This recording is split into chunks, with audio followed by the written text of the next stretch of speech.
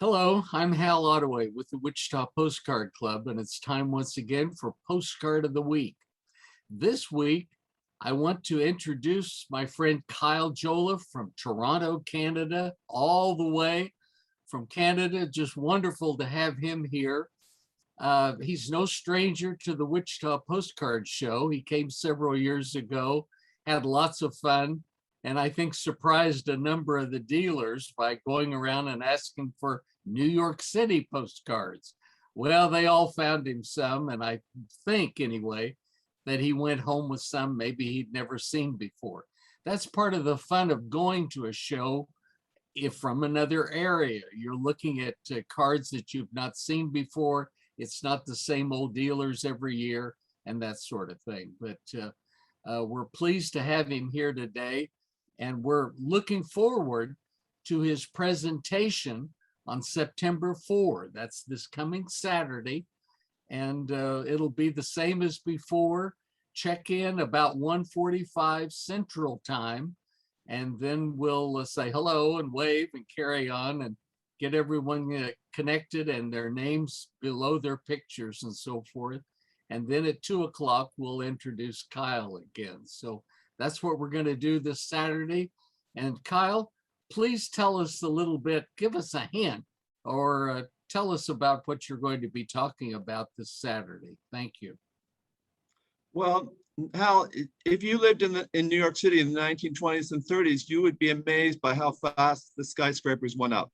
Places like the Rockefeller Center, the Chrysler Building, the Empire State Building, and many of those were in the Art Deco style, which was a style that came into vogue in the late 1920s. There was a famous design exposition in Paris. That's where it gets its name, Art Deco.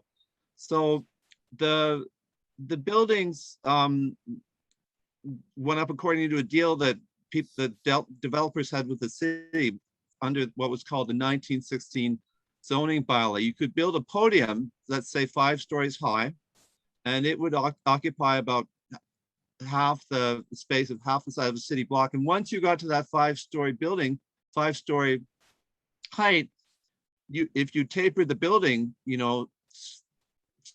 taper the building back so it wouldn't eliminate any sunlight coming onto the streets below, you could build as high as you wanted.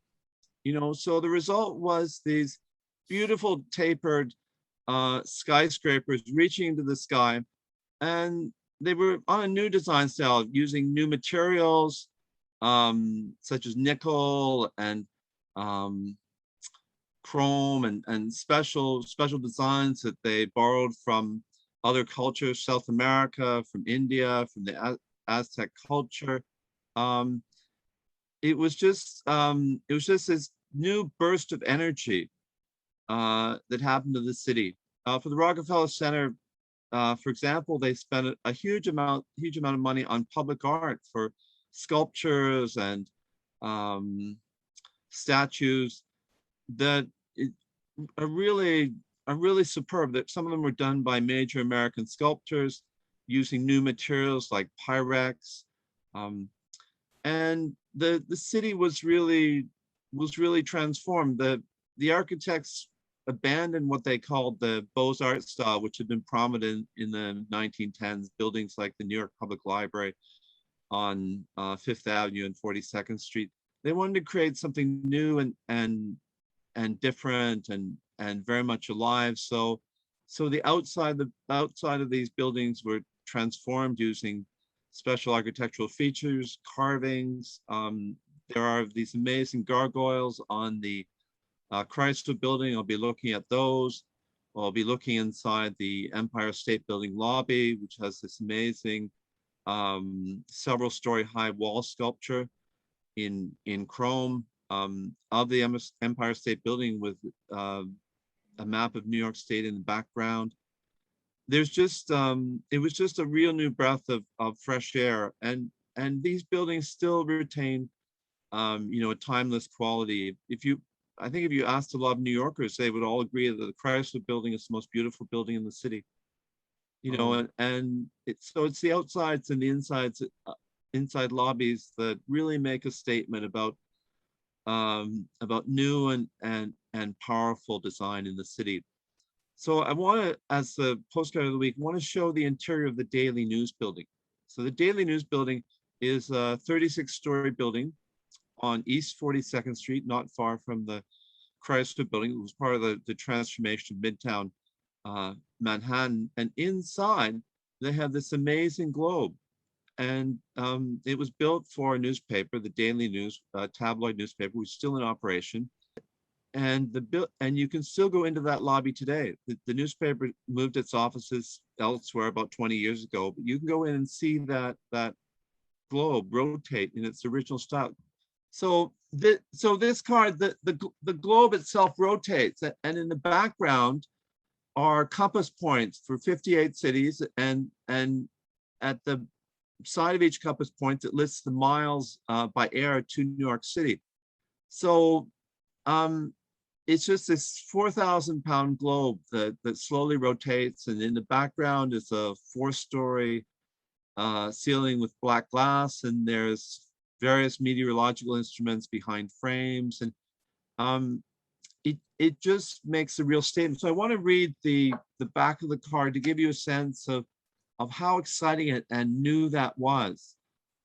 Here it is. The lobby of the News is a source of interest and wonder to thousands of visitors daily.